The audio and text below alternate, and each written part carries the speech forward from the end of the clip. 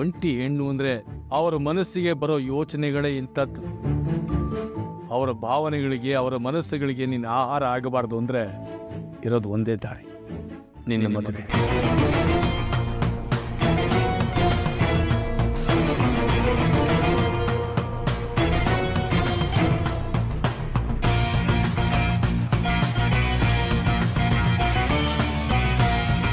ಸದ್ಯದ ಪರಿಸ್ಥಿತಿನಲ್ಲಿ ನಾನು ಆಡೋ ಮಾತುಗಳು ನಿನಗೆ ಕಹಿ ಅನ್ನಿಸ್ತು.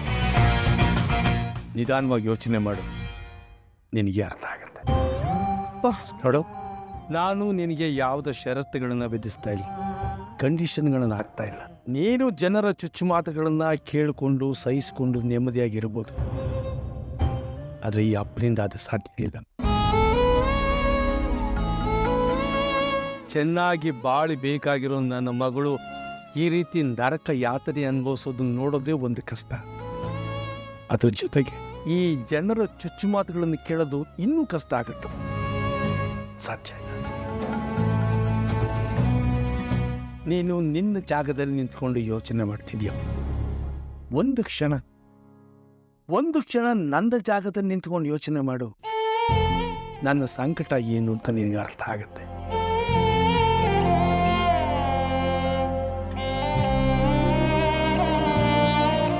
ನನ್ನ ಮನಸ್ಸಿನ ದುಗುಡ ನಿನ್ನ ಹತ್ರ ಹೇಳ್ಕೋಬೇಕಾಗಿತ್ತು, ಹೇಳಿದೆ. ಒಳ್ಳೆ ನಿರ್ಧಾರ ಮಾಡ್ತೆ ಅಂತ ಎಕ್ಸ್ಪೆಕ್ಟ್ ಮಾಡ್ತಾ ಇದ್ದೀನಿ.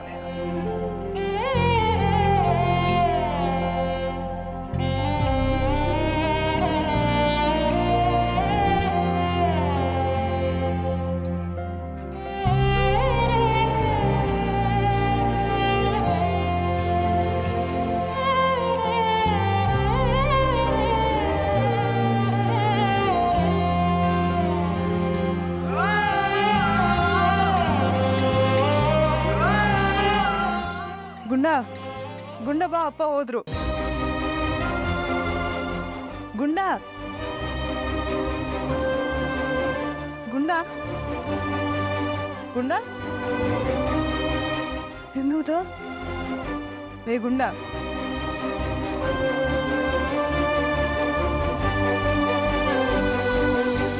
ಗುಂಡ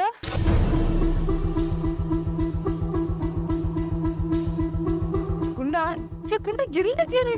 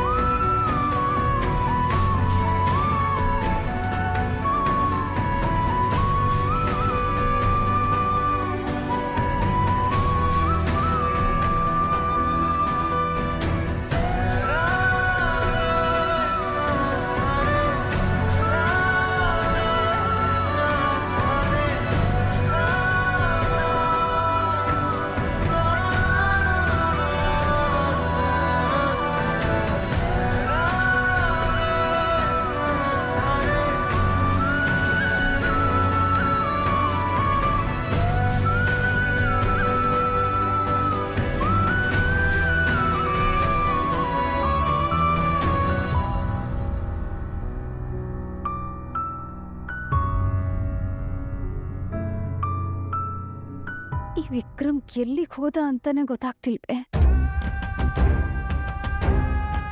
ಅವನ್ ಯಾವ ಪರಿಸ್ಥಿತಿಲಿದ್ದಾನೆ, ಏನ್ ಮಾಡ್ತಿದ್ದಾನೆ ಅಂತಾನೆ ತಿಳಿತಾ ಇಲ್ಲ. ಯಾರನ್ನ ಕೇಳಿದ್ರು ಅವನ ಬಗ್ಗೆ ಏನು ಗೊತ್ತಿಲ್ಲ ಅಂತ ಹೇಳ್ತಾ ಇದ್ದಾರೆ. ಒಂದ್ ವೇಳೆ ನಾನು ಅನ್ಕೊಂಡ ಹಾಗೆ ಅವನ್ಗೇನಾದ್ರೂ ಹೆಚ್ಚು ಕಡಿಮೆ ಆಗ್ಬಿಟ್ಟಿದ್ರೆ ದೇವ್ರೇ ಮಾಡಲಿ. ನಾನು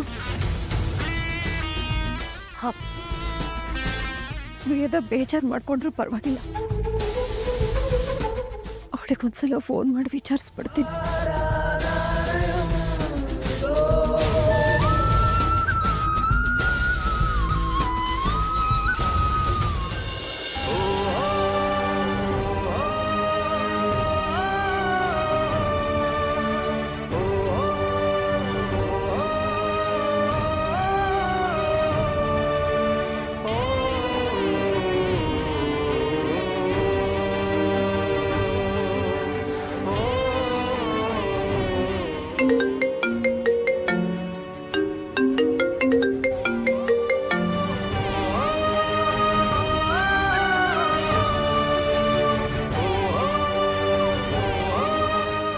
ಹಲೋ ವೇದ,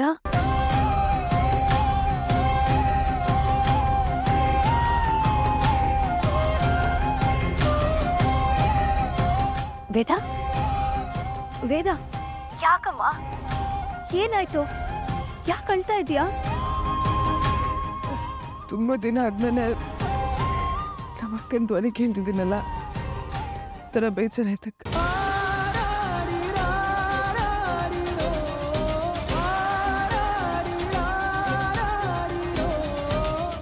ಅಕ್ಕ, ಹೇಳು ವೇದ. ಹೇಗಿದ್ದೀರ ಅಕ್ಕ? ಬಾವ ಹೇಗಿದ್ದಾರೆ? ಎಲ್ಲ ಆರಾಮ್ ತಾನೆ? ನಾವೆಲ್ಲರೂ ಚೆನ್ನಾಗಿದ್ದೀವಿ ವೇದ.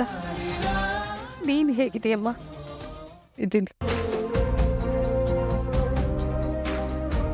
ಇಷ್ಟು ದಿವಸ ಬೇಕಾಯ್ತಾ ಅಕ್ಕ ನಿಮ್ಗೆ ನನಗೊಂದು ಕಾಲ್ ಮಾಡೋಕ್ಕೆ?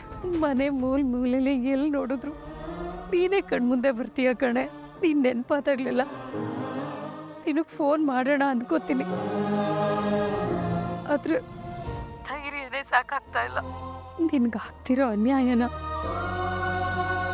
ನೋಡ್ತಾ ಇದ್ರು ನೋಡ್ದೆ ಇರೋ ಹಾಗೆ ಬದುಕೋ ರೀತಿ ಇದೆಯಲ್ಲ, ಆ ಬದುಕ್ ಮಾತ್ರ ಯಾರಿಗೂ ಬೇಡ ಕಣೆ. ಅಕ್ಕ, ಅದ್ರಲ್ಲಿ ನಿಮ್ಮ ತಪ್ಪೇನಿದೆ? ಎಲ್ಲ ನಾವು ಮಾಡ್ಕೊಂಡಿದ್ದ ಮಾತ್ರ ಅಲ್ವಾ? ನನ್ ಮನಸ್ಸು ನನ್ ಮಾತು ಕೇಳ್ತಾ ಇಲ್ವಲ್ಲ. ನೀನು ಹೊರಗಿನವಳು ಅಲ್ವಲ್ಲ, ನನ್ ತಂಗಿ ಕಣೆ ನೀನು.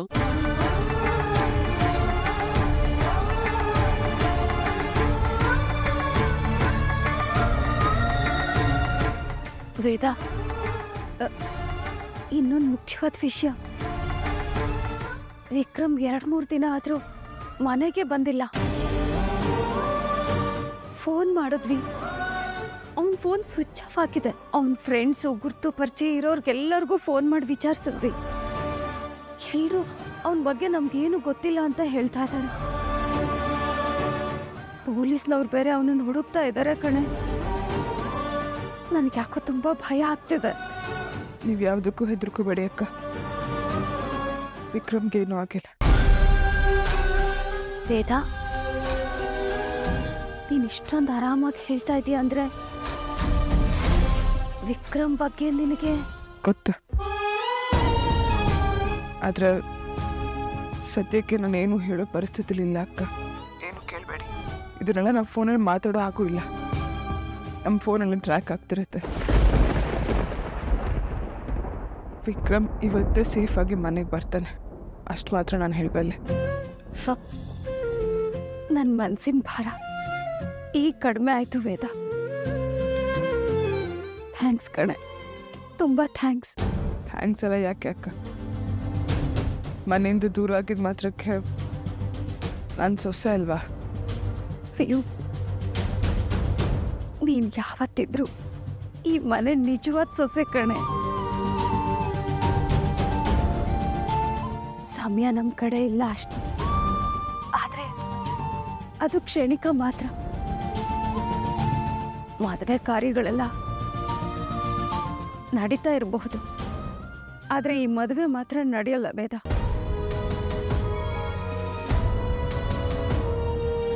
ಅಕ್ಕ, ಏನು ಹೇಳ್ತಿದ್ದೀರ ನೀವು? ಹೌದು ವೇದ, ನನ್ನ ಮನ್ಸಿಗೆ ಹಾಗೆ ಅನ್ನಿಸ್ತಾ ಇದೆ. ವಿಕ್ರಮ್ ನಿನ್ನವನು ಅಂತ ಆ ಸಾಕ್ಷಾತ್ ಉಮಾ ಮಹೇಶ್ವರರೇ ನಿರ್ಧಾರ ಮಾಡಿರುವಾಗ ಸಾಮಾನ್ಯ ನರ ಮನುಷ್ಯರ ಕೈಲಿ ಅದನ್ನ ಸುಳ್ಳು ಮಾಡೋಕ್ಕಾಗುತ್ತಾ ಹೇಳು? ಖಂಡಿತ ಸಾಧ್ಯ ಇಲ್ಲ ಅನ್ನೋ ನಂಬಿಕೆ ನನಗೂ ಇದೆ, ಆದರೆ ಹೇಗೆ ಅಂತ ಗೊತ್ತಾಗ್ತಿಲ್ಲ ಅಕ್ಕ. ಅದನ್ನ ಆ ದೇವ್ರು ನೋಡ್ಕೋತಾನೆ ವೇದ. ನೀನ್ ಧೈರ್ಯವಾಗಿರು. ನಿಮ್ಮ ಮಾತು ಕೇಳಿದ್ಮೇಲೆ ಸ್ವಲ್ಪ ಧೈರ್ಯ ಬರ್ತಿದೆ ಅಕ್ಕ. ಸರಿ ವೇದ, ನಾನು ಇನ್ನೊಂದ್ಸಲ ಫೋನ್ ಮಾಡ್ತೀನಿ. ಬಾಯ್ ಅಕ್ಕ.